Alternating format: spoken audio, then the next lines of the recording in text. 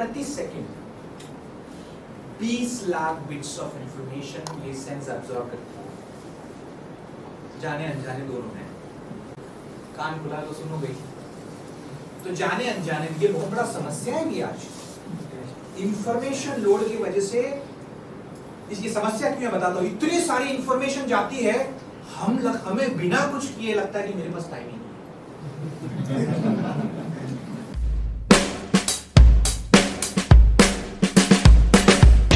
हम अपने वर्ल्ड या रियलिटी बोलेंगे, उसको अपने 5 इंद्रियों से सेंस करते हैं, यस और नो?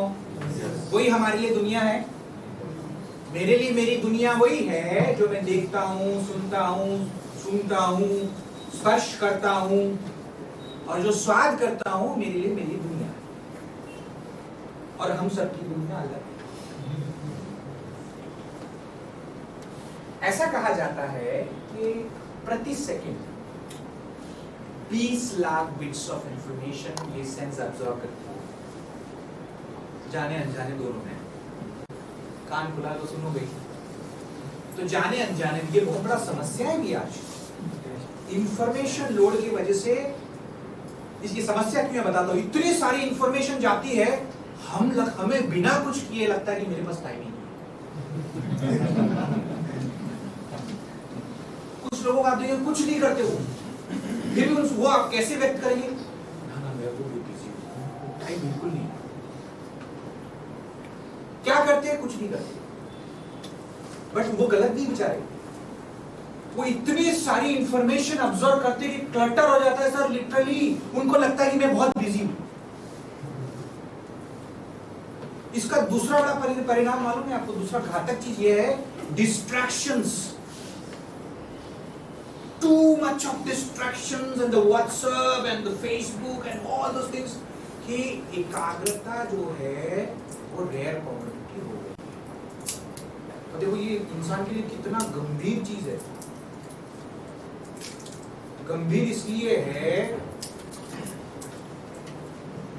क्योंकि एक टास्क को कंप्लीट ही नहीं कर पाते, इतने सारे डिस्ट्रैक्शन है, उसकी प्रोडक्टिविटी ऑलमोस्ट 80% कम हो जाती है। कोई भी क्षेत्र में हो, टीचर ने कोई भी क्षेत्र में हो, जाने अनजाने में माहिती इतनी सारी आती है, इतनी सारी जानकारियां आती है कि मैं डिस्ट्रैक्टेड हो जाता हूं।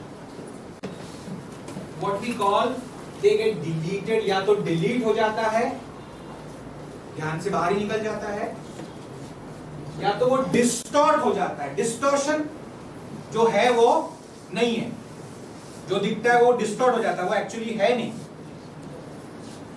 या क्या करते हैं, जनरलाइज कर लेते हैं उसको।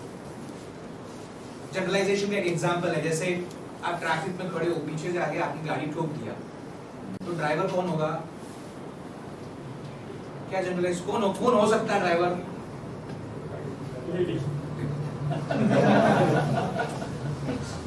ये जनरलाइज है, ये आपने बिठाई लिया। वो सेल्समैन टाई पहन के गलती से आ गया तो क्या सोचोगे आप? क्या सोचोगे? में डाल ये तो मुझे पहना नहीं जाएगा। तो हमने इंफॉर्मेशन जनरलाइज भी कर देते हैं, तो या तो डिलीट कर लेते हैं या डिस्टॉर्ट हो जाता है। 1,20 लाख में से 1,30,000 ये आते हैं और हम सोचते हैं कि सत्य है, मैं जो देख रहा हूँ वही सत्य है। उसके बाद ये आने के बाद भी हमारा दिमाग उसको आइडेंटिफाई नहीं कर पाता है, वो खाली अभी इंफॉर्मेशन के रूप में ही अंदर जा रहा है। आइडेंटिफाई कैसे करता है? आइडेंटिफाई रिलेट करने से करता है। रिलेट किससे करता है? ऐसे इंप्रेशंस हमने लर्न किए होंगे बचपन से, जब से जन्मे तब से ऐसे इंफॉर्मेशंस हमने बनाए होंगे और ऐसे इंफॉर्मेशन का अर्थ हमने बना के स्टोर करके अपनी लाइब्रेरी में। और अभी आप आइडेंटिफाई कैसे कर रहे हो? वो जो आ रहा है 1,30,000 बिट्स, उस पिक्चर वो उसका एक पिक्चर बना के मैच कर रहे हैं कि कौन से मेरे पिक्चर से मैच हो रहा है। तो शेर जैसे आता है, शब्द आपको सुनाई देता है, शेर, लायन। तो बचपन में वो छोटी सी किताब जो दिखी थी, आपको दिया था, उसमें एक लायन का चित्र था और लिखित में था लायन, वो चित्र कहीं आपके दिमाग में गड़ा हुआ है और आपकी लाइब्रेरी के किसी कोने में पड़ा हुआ है। और आज जब लाइन की बात कर रहे हो तो आप लाइन शब्द जो है वो एक दूसरा पिक्चर फास्ट बना लेता है जो उस पिक्चर के साथ मैच करता है, तो आप आइडेंटिफाई करते हो कि वो लाइन है। मीनिंग ऐसे बनाते हैं। और जैसे एक अर्थ बनता है, अर्थ निकलता है, जैसे एक मीनिंग बनता है, वहां एक इमोशन क्रिएट होता है, एक एनर्जी क्रिएट होता है, इमोशन क्रिएट। और जैसे इमोशन क्रिएट होता है वैसे ही एक एक्शन बनता है। और एक्शन का तो दो चीज हो सकती है। क्या होगा? एक्शन बनेगा तो रिएक्शन होगा या एक रिस्पॉन्स होगा।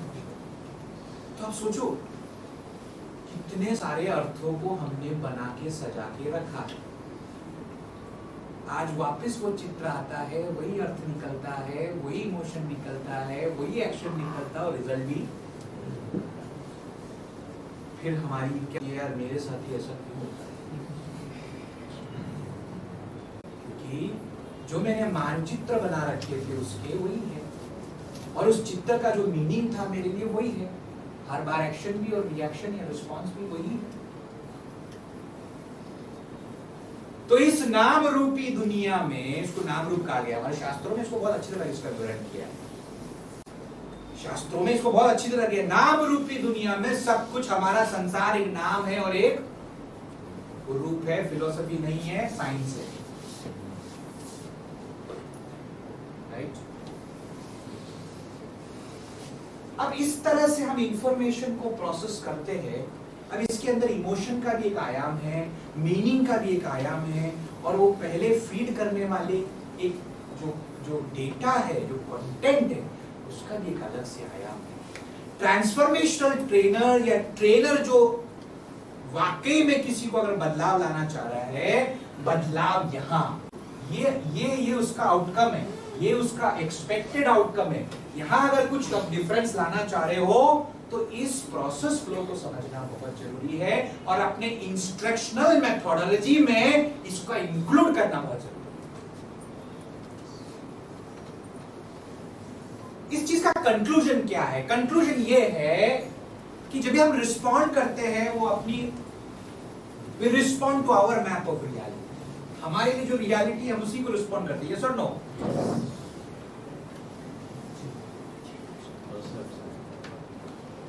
मुझे मेरे पड़ोसी है, मैं सेकंड फ्लोर पे रहता हूँ, वो फोर्थ फ्लोर पे रहते हैं। वो उनका एक पेट डॉग है।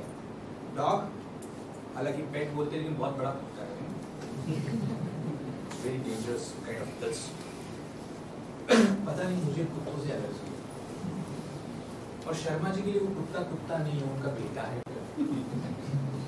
और शायद मैंने उनको अपने बेटे को भी इतना प्यार करते हुए नहीं देखा जितना वो कुत्ते को प्यार करते। गुड। तो उसका आना जाना भी लिफ्ट में ही लगा रहता है।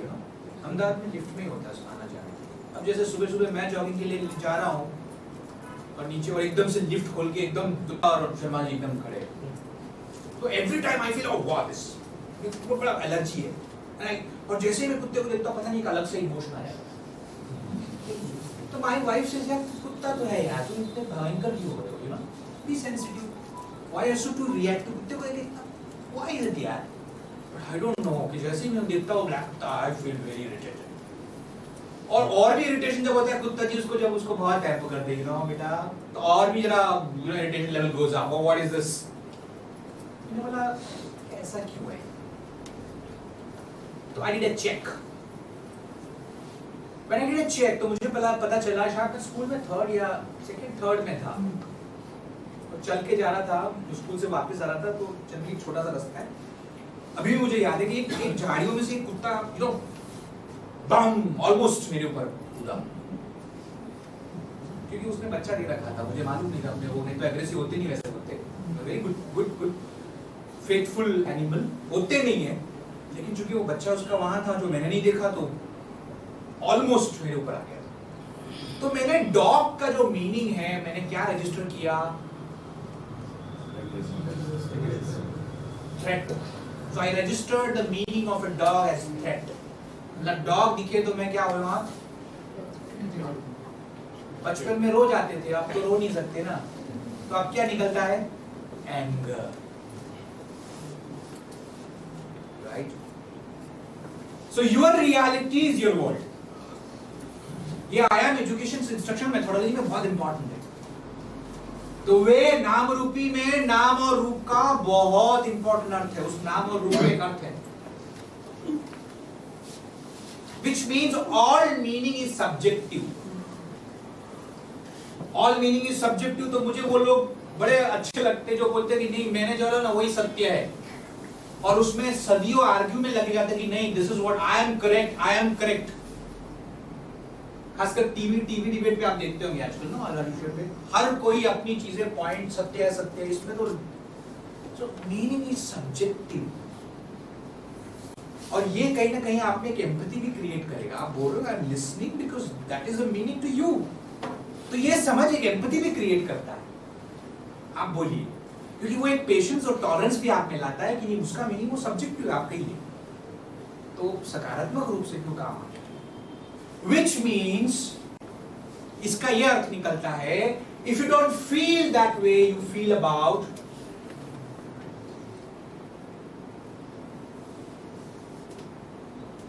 मैंने फिर कुत्ते का मीनिंग चेंज कर दिया। मुझे जब पता चला कुत्ता मेरे लिए क्या है, फिर मैंने क्या किया, I went back and changed the meaning of dog। तो आजकल कुत्ते मुझे प्यारे लगते हैं।